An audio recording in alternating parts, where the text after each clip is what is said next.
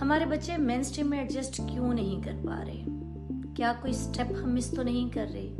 کیا ہم ان expected in سے امیدیں تو نہیں لگا کے بیٹھے ہوئے؟ السلام علیکم، this is Naila Rizwan, hope you all are fine. آج ہم بات کریں گے ان گولز، ان آبجیکٹیو کی جو ایک پروفیشنل اپنے ذہن میں رکھتا ہے، کیونکہ کسی بھی ریہیبلیٹیشن سینٹر کا یا کسی پروفیشنل کا ایک بہت اہم میجر گول جو ہوتا ہے وہ بچے کو انڈیپینڈنٹ کرنا ہے، مین اسٹریم میں ایڈجسٹ کرنا ہے۔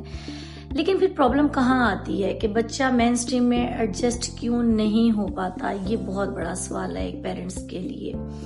سو مینی ٹائم ایسا ہوتا ہے کہ ہم بچوں کو پریپیئر کرتے ہیں، بہت حد تک ہم سمجھتے ہیں کہ بچے کو مین اسٹریم میں ہم انڈلج کر سکتے ہیں، پھر پیرنٹس اس پروسیجر میں کہیں نہ کہیں لیکنگ محسوس کرتے ہیں یا فیلئر محسوس کرتے ہیں۔ یہ کیا ریزن ہوتی ہے؟ آج میں اس کو لے کے چلوں گی۔ اس کے بیہائنڈ بہت امپورٹنٹ ریزن ہوتی ہے، بہت اہم سٹیپس ہوتے ہیں جو کہ ہم مس کر رہے ہوتے ہیں۔ سب سے پہلے جب بھی ہم بچے کو مین اسٹریم کی طرف موو کرتے ہیں تو ہم اسموتھ ٹرانزیکشن کو بھول جاتے ہیں۔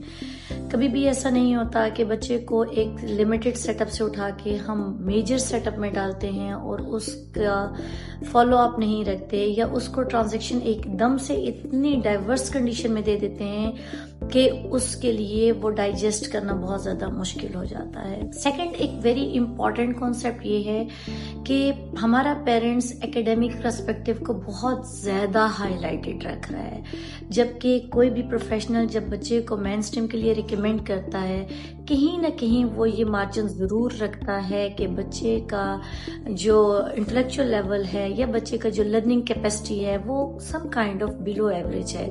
لیکن اسکول میں انڈلج کرنے کا یہ مقصد قطعاً نہیں ہوتا کہ ہم بچے کو صرف اور صرف اکیڈیمک پرسپیکٹو سے ہی امپروومنٹ اس کی چاہ رہے ہیں، بلکہ اس کے سراؤنڈنگ سے وہ بہت سے اپنے ایج فیلوز سے، سوشل سرکل سے ایسی چیزیں لے سکتا ہے جو اس کی پریکٹیکل لائف کے لیے، جو اس کی پرسنالٹی کے لیے بہت زیادہ امپورٹنٹ ہوتی ہیں، جو کہ ہم کسی حد تک بھول جاتے ہیں۔ Third, it's very very important point کہ جب بھی ہم بچے کو مین اسٹریم کے لیے پریپیئر کرتے ہیں، ایک گرین سگنل پیرنٹس کو دے رہے ہوتے ہیں، تو پیرنٹس سب سے پہلے برانڈ کانشیس ہوتا ہے۔ اس کی سب سے پہلے یہ خواہش ہوتی ہے کہ سب سے ٹاپ 1 اسکول کو میں ٹارگٹ کروں جہاں پہ بہت اچھا نام ہو، بہت اچھا اس کی ریپوٹیشن ہو۔ یہ تمام چیزیں بہت زیادہ اس کو بادر کرتی ہیں۔ میں ایک چیز پیرنٹس کو ضرور ریکمینڈ کروں گی کہ کائنڈلی آپ کے لیے وہ سیٹ اپ بہت اچھا ہے جو آپ کے بچے کے لیے سوٹیبل ہے۔ میں اگزامپل دوں گی کہ اف اینی آرگنائزیشن جہاں آپ کا بچہ باٹم پہ ایگزسٹ کرتا ہے، وہ جتنا مرضی ریناؤن ہو اسے کوئی فرق نہیں پڑتا، بیکاز وہ آپ کے بچے کے لیے اتنا سوٹیبل نہیں ہے۔ لیکن اگر ایک اسکول، ایک آرگنائزیشن جو کہ اتنی ریناؤن نہیں ہے لیکن وہاں آپ کا بچہ ٹاپ لیول پر ہوتا ہے، اس کو بہت زیادہ فوکس دیا جاتا ہے، اس کو امپورٹنس دی جاتی ہے، اس کے پرابلمس کو انڈرسٹینڈ کیا جاتا ہے، وہ سیٹ اپ، وہ آرگنائزیشن، وہ اسکول آپ کے لیے بیسٹ ون ہے۔